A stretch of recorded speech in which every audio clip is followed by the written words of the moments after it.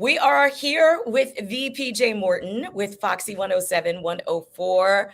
Hi PJ, how are you? This is kind of a big deal Hey, right now for me. no, So I'm no, gonna just I'm no, gonna just act really cool and chill. Like this is fine. Like I just do this every day. Go ahead. Hi. no. Hey, no. It's good to be talking to you. I'm happy to be here. Thank you for having me.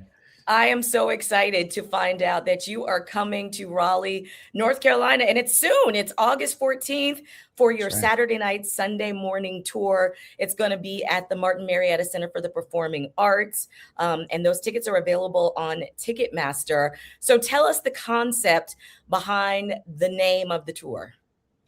Well, it comes from the album that I just put out, which is a double album. It's Hmm. called Saturday Night, Sunday Morning. And if you're familiar with me at all, I grew up a preacher's kid and have had success as a songwriter in gospel music and R&B. I got my start with NDRE, and in the band Maroon 5, was signed to Lil Wayne at one time, to Young Money, and kind of my life has taken me to all these places. And but what I had not really seen before is someone bring it into one place and show these two sides of us, and so the tour, which has been a challenge. We're just about to start up. We just started in St. Louis, but it's mixing these different experiences. Now, my R&B music always, because I consider my music soul music, Hmm. and I've always considered that kind of the intersection at R&B and gospel in a way.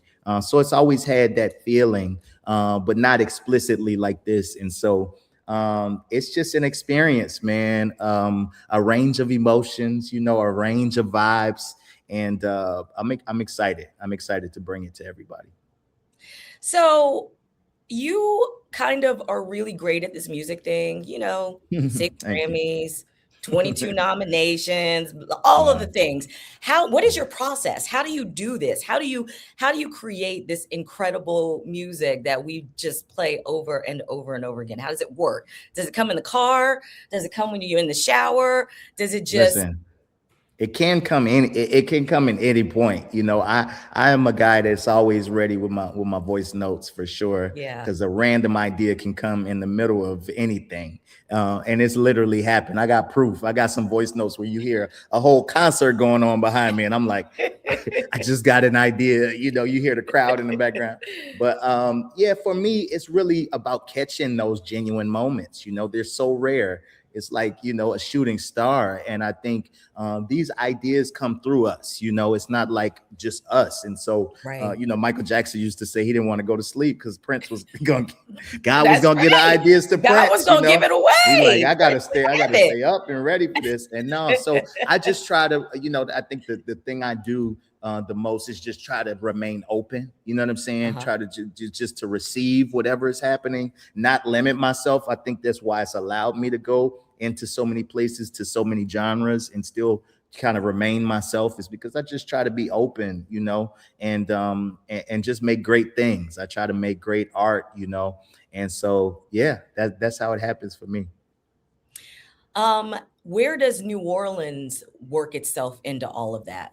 Or how does New Orleans work itself into all of that? Yeah, I mean, I always feel so blessed and like gifted that I come from this city. I'm home Mhm. right now, actually. Before we head to Memphis, but for me, it was really a few things. On one level, it's the fact that music is always around. I mean, it just is. It's just ingrained in the city. Mhm. It's inside of us. But also because of that, the integrity of it. It's like, don't play around with the music thing. It's like, you got to be great here. If you make it out of here, it's because you've seen the greatest. I mean, a guy on the street corner can smoke you. You know what I'm saying? Like, at some music, Yeah. they can pull out their trumpet and go with some of the best. You know what I'm saying? Mhm. And so when you're just used to that and having that around, I almost took it for granted growing up. Just having the wealth of that.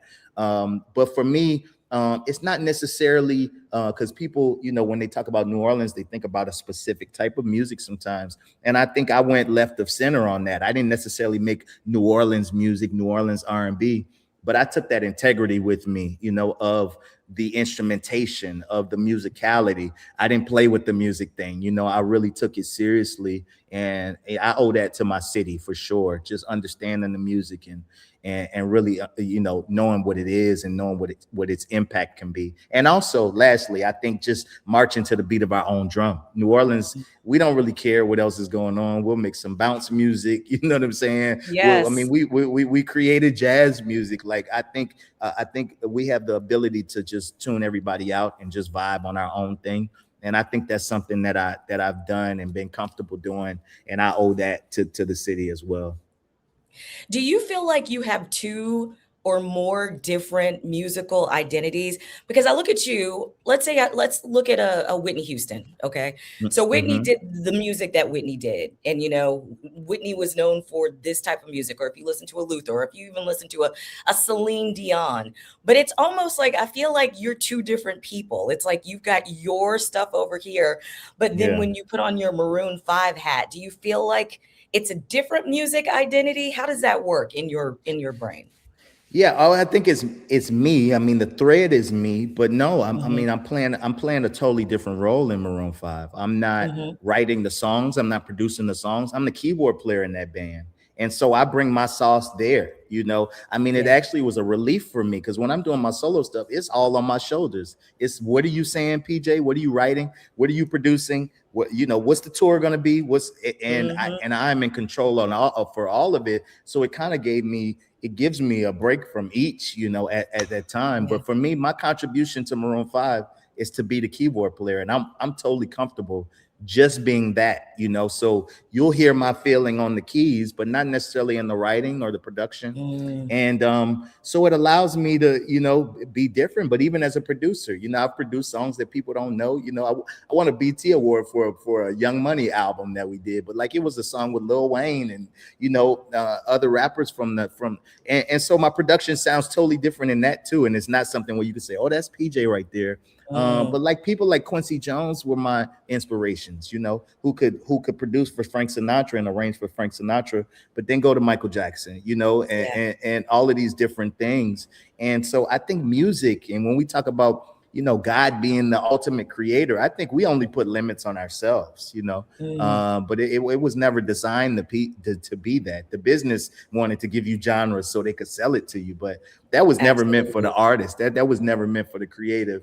And I understand both sides, but for me creatively, um, I do think there are different identities. I love that sometimes people don't know one from the other. They know PJ, the solo artist, and they don't know I'm in Maroon 5, or they know I'm in Maroon 5 and didn't know. I mean, it's hard with Maroon 5 because they have always put me up front and talked about my music. Adam talks about my music every show still, Mhm. and shouts me out. But for me, it's refreshing, honestly. So I guess yes and no. I'm still being myself. I'm still Right. playing the way I play. I don't switch it up. My contribution makes the whole thing feel like it feels. And then of course solo is all me, really. And but I embrace it all. And it's gonna be all you in Raleigh on August 14th. Tell us what to expect. Yes. Oh man, a good time. I mean, my shows really are.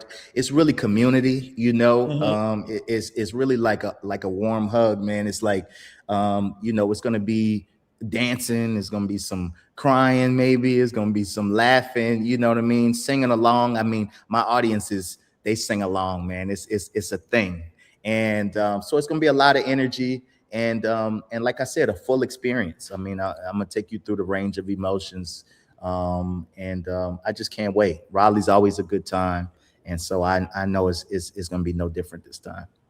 Well, we love you here the Saturday night, Sunday morning tour, August 14th, Martin Marietta Center. Tickets are on sale right now at Ticketmaster.com. Before we go, though, I do have a very important question. I got Mm-hmm. 24 hours in New Orleans. Where am I eating breakfast? Where am I having Mm, lunch? And where am I going for dinner?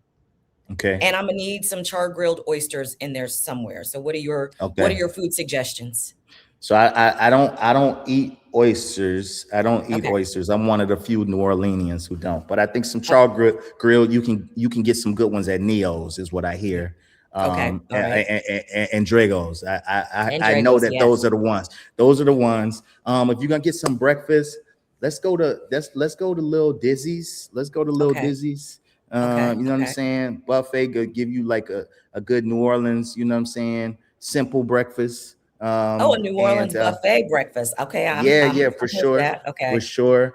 And let's see. So lunch, with your oysters, you can go to Neo's for lunch. Okay. Do that. Yeah, go Hmm. to get your oysters and get your good lunch. And then Okay. dinner. Let's say some classy. My brother Larry Morrow, who has a bunch of restaurants, Spicy Mango. I'm gonna give an honorable mention to that. But Morrow Steak. One of the one of the premier steakhouses here in New Orleans now, owned by a black man here, a young black man who's doing his thing. So I say go to Moral Steak for dinner. Okay, I love it. And where am I gonna go listen to music after dinner? Oh man, now see, music is everywhere, so it depends. But I would say just go. Let me see. I say Blue Nile or something like that. Maybe that. I wouldn't say go to the quarters, right? So you got a couple Okay. of venues. You got Blue Nile. You got DBA, and these are all in the same on Frenchman Street. So I say just go to Frenchman Street, walk down the street, and hear what you know what I'm saying. You'll have Okay. choices, and you go Okay. in where you want to go in, or maybe you will go in, pop out, go into another one, pop out. Go to Frenchman Street. Frenchman Street. Okay. An Yeah, entertainment yeah. guide of New Orleans by PJ Morton. There you go. Yeah. There you go. All Looking right. out for The my people. ambassador for the city. I love it. Well, I Yes. appreciate you. And I look forward to seeing you in Raleigh on August 14th. And thank you for Yes. taking some time out to hang out with us. Where do we follow you online? My pleasure, and thank you for having me online. I am at PJ Morton. Everything at PJ Morton. The website is pjmorton.com, and everything's there. Everything's there. All right. Thank you, PJ Morton. Thank you, D. Karen Clark. D.